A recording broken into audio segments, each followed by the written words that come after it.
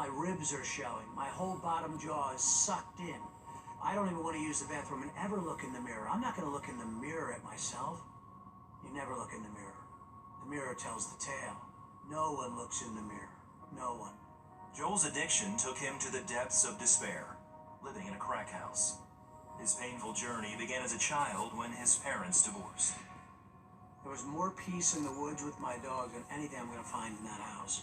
And so I learned to get comfortable with being alone and not trying to put a whole lot of reliability on other people's affection, love, and care, because I just learned to stop trusting it. Joel stayed with his mother, who suffered from mental illness. Because she was a Christian, he blamed God for her inability to love and care for him. For days, she would sit at our kitchen table and not move. Not eating, not taking care of her hygiene, complete catatonia. My attempts to be heard or to feel and receive love from my mother, she was incapable of giving it. He covered his emotional turmoil by smoking pot, a habit he started when he was just 8 years old. And what it immediately did is took all that emotional dysregulation and angst and sadness and went boop, and I went, wow, there is a reason to live. And so I loved it. I was smoking marijuana 3 times a day, before, during, and after school. And next thing you know, it was just a lifestyle. It's just what I did to not really have to feel. I don't want to get back to feeling. If I start feeling, what am I going to do with all that? When Joel was in his 20s, marijuana became the gateway to harder drugs. All it took was one time. I had roommates that did crack cocaine. I said, I'll try it. And that's when the whirlwind started.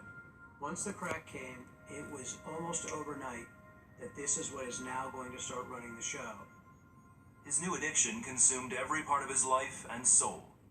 Go to that horrible cycle of hustling, copying, getting high, and trying to avoid the consequences. Hustling, copying, getting all day long. And the only time you're going to go to sleep is when you are completely devastated in all your own resources. You can't get it anymore.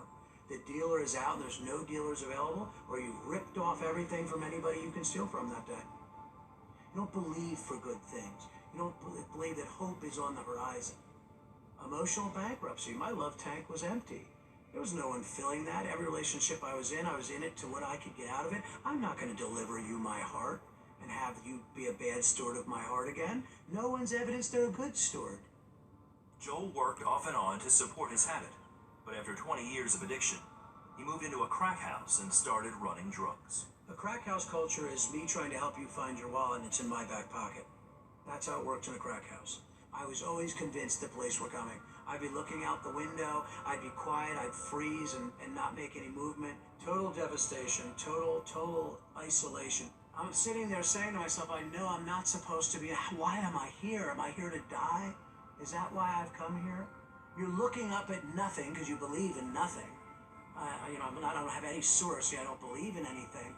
And so I don't know where I'm looking. And I'm asking these questions into this, ethereal place where there's not going to be any answers. And so realizing, I think I'm here to die. Death's a relief. We talk about overdosing and having a heart attack smoking crack. And I would think to myself, that's the resolve.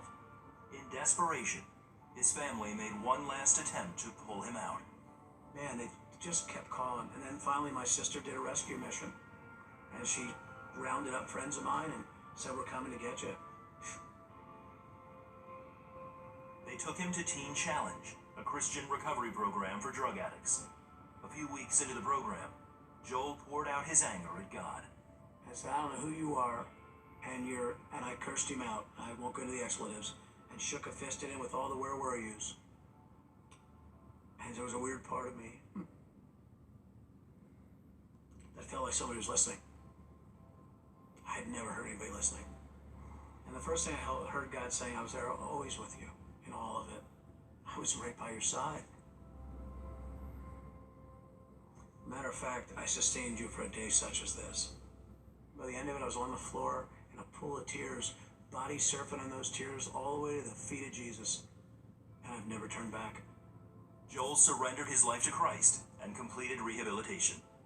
Sober for 13 years, he is now married and completing a doctorate in addiction counseling.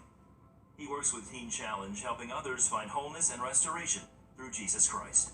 But most of all, he is grateful for a healed heart that has learned to trust God. It was an exchange of identities. and it was nothing less than supernatural. There's a knowing about who I am as a human being I've never had. I could be vulnerable with God. I could have him, he's in the room wherever I go, sometime in feeling, but always in knowing. And I never had that. I never had a knowing of something caring for me. Every relationship we've ever been in with takes a certain level of risk. But entering into the risk with Jesus and finding out there was none is the reward. There was never a risk. He promises to never leave me or forsake me.